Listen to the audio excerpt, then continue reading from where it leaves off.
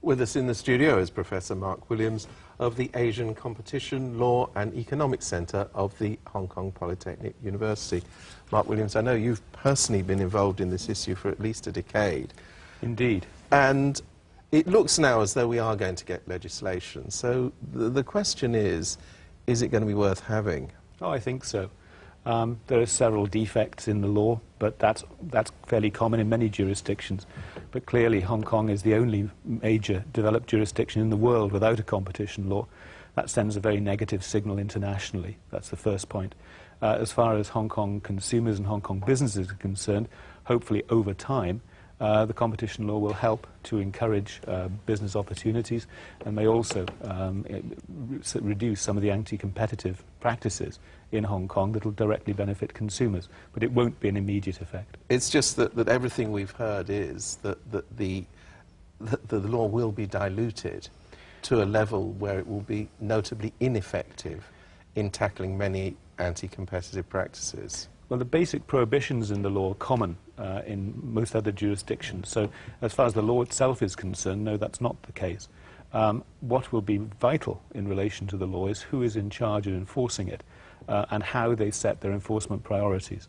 That's the key question in any new competition law system.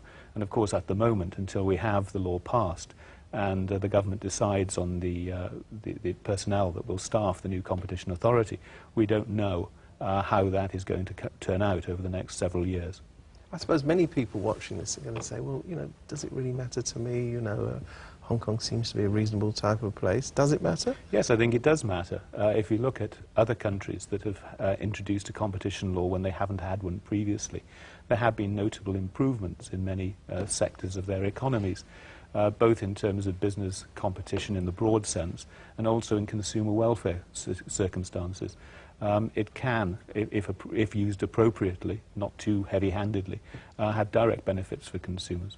I mean, just drilling it down, what might be those tangible benefits, or what's going on at the moment that might not be possible under this new law? Well, one of the areas that any new law should really focus on is cartel activity.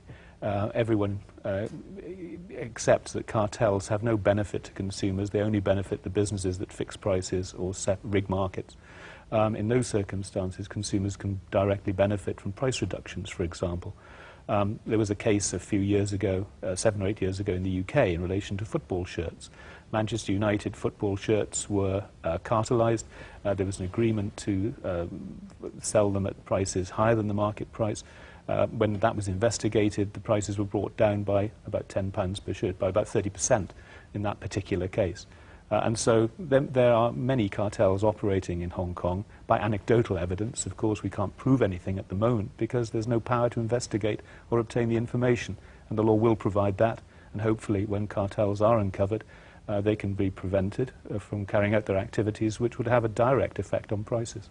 I suppose a direct example of what you're talking about was the investigation into petrol prices, which came out saying, despite the fact that all prices in Hong Kong in every single petrol station are exactly the same, we find no evidence of collusion.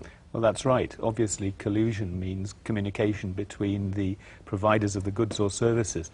And if the providers don't wish to give you that information, then obviously you can't find evidence. The law provides powers of entry, search and seizure of information and records, which in suitable cases could prove the existence of cartels. Well, let's see if all that happens. Michael Williams, thank you very much indeed.